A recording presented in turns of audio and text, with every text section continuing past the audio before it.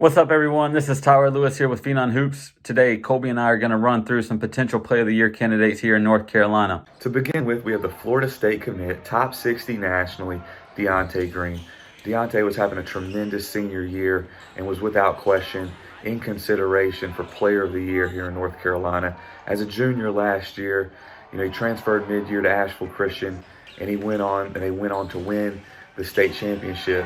And this was the type of year that he was having once again this year, and he had his team in the playoff hunt and in that consideration for winning the 3A NCISA state championship. We wish him a speedy recovery. We know he's going to overcome this, and he's going to go on to do great things at Florida State, and we wish him all the best. In my opinion, the front runner for North Carolina Player of the Year is the Belmont signee, Tyson.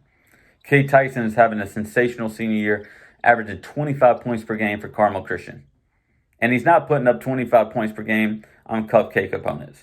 He's playing some of the best competition day in, day out. Tyson has the ability to impact the game in a variety of ways. He has a smooth shooting stroke from the perimeter. Every shot he shoots, you feel like it's going in. And he's really improved his ability to make plays off the bounce. He continues to get better and better every time we watch him play. And Coach Badgett has said for a long time, this kid's a stud. And obviously we're seeing now that Tyson is a phenomenal player and should be the front runner for North Carolina Player of the Year. And Belmont is not only getting a special player, but they're getting a great person as well in Tyson. Next up, we have one of the top players nationally in the 2023 class, super electric Jalen Curry. One of the best players end to end. He has unbelievable speed and tremendous vision. He gets in the paint. He does a great job of finding the open man. He's having a tremendous junior year, averaging 17 points, 4 rebounds, and an astounding 8 assists. Not many players in the country are able to do what he does with the ball in his hands. The ball's on a string. He's able to make, next level reads and passes off the bounce. And he has Julius L. Chambers in contention for the 4A state championship. I mean, he's one of the, he's arguably the best player on one of the best public school teams in the state. He's in the consideration for Player of the Year here in North Carolina. The next player who deserves to be on the list for North Carolina Player of the Year would be the Queen signee, Aaron Murphy. Aaron's having a great senior year for Greenfield, averaging a double-double. Coach Salters knows that he has someone that he can go to war with every single night. And the one thing I love about Aaron is his ability to lead on the court. He's a nonstop communicator, and he plays hard every single possession. He leads with his voice. He leads by example. And you can see how much each player loves to play with Aaron on the court. He battles every single possession. Aaron may not be the biggest guy on the court, but he plays with the biggest heart. And that's why Aaron Murphy deserves to be in contention for North Carolina Player of the Year. Now let's look at 2023 Word of God's Freddie Dillion. He's having a tremendous junior year, averaging nearly a triple-double. One of the best players here in the Hoop State. And in my opinion, I think he should be a top 50 nationally in his class. He's that good. His recruitment's really starting to take off.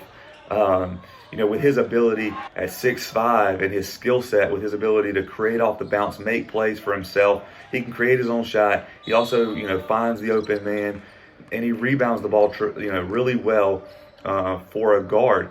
He has Word of God right there. They're the team that's, beating all the other top non-association teams here in North Carolina, and he's the reason behind that. Every time that they play all those other teams, he steps up and has big games. And that's what you need from a Player of the Year candidate like Freddie Dillion. Another player deserves to be in consideration for North Carolina Player of the Year is the UNC Wilmington signee, Noah Rawls. Noah's having a sensational senior year for Trinity of Raleigh, averaging close to 20 points per game. And he's putting up these numbers on high-level competition. He's had some big-time games versus some big-time opponents. And the one that really sticks out to me was the Word of God game. Noah has the ability to impact the game with his shooting ability. He's really improved his ability to make plays off the bounce. He impacts the game defensively with his length, his athleticism. He has a strong frame. And one of the best attributes Noah does on the court is his rebounding ability. His ability to crash the glass both offensively and defensively. There's been multiple games this year where he's had double-digit rebounding. And that's what makes Noah so special. UNC Wilmington is not only getting a great player, but they're getting a special person as well.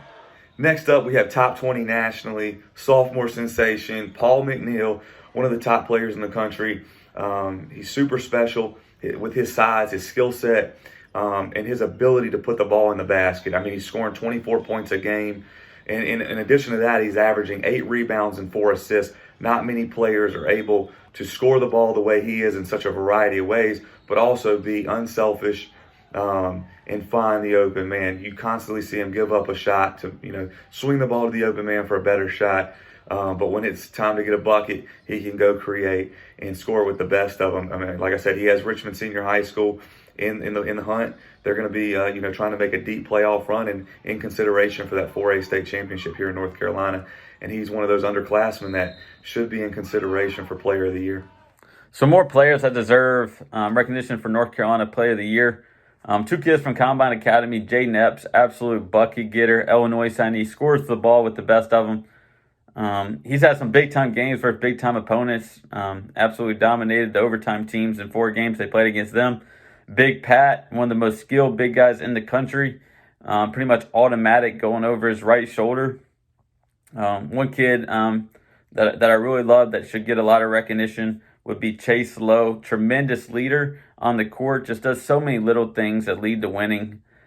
Great kid, and I'm not sure the last time he lost a high school game, in my opinion. They won the 3A state championship last year. They're getting moved up this year to 4A, and they'll have a chance to compete for a 4A state championship as well. The Sipkin twins from Liberty Heights, they're just having sensational senior years, absolutely leading the way. Takai and Tawan, both of them, just does so much on the court that impacts winning. They're really good defensively. They turn defense into offense so quick. The last player, 2 more players. Eli Ellis from Moravian Prep, only a freshman, but averaging over 20 points a game. Just a big-time player that makes big-time plays in big-time situation, plays with a lot of confidence, has something to prove every single night. The last one would be the College of Charleston signee from North Mech, Jordan Crawford. He can fill it up in a hurry. Has already had some big-time games this year, averaging over 20 points a game. And as we saw at the John Wall, I mean, absolutely lit it up, averaging 28.5 points per game there. And he's going to have a special career in the Colonial and at College of Charleston. So really excited about these guys and their future. And these are some players that should be in consideration for North Carolina Player of the Year.